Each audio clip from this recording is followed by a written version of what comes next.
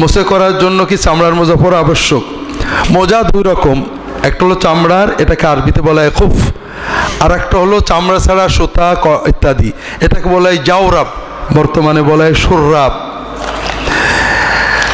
চামড়ার তৈরি মোজার উপর মোছে করাটা মুতাওয়াতির, অনেকগুলো হাদিস আছে।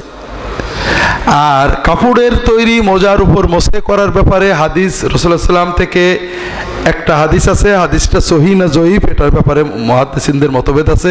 তবে সাহাবীরা কাপড়ের মোজার উপর মোছে করতেন। কাপড়ের মোজার উপর যে মোছে করা যাবে এ ব্যাপারে আবু হানিফা, শাফিঈ, মালিক রাহিমাহুল্লাহ সবারই প্রায় একমত।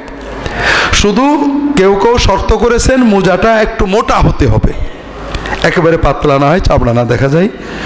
এজন্য চামড়ার মোজার উপরে মোছা করা যেমন মুতাওয়াতির সহিহ প্রমাণিত, কাপড়ের মোজার উপরে ওই রকম নয়।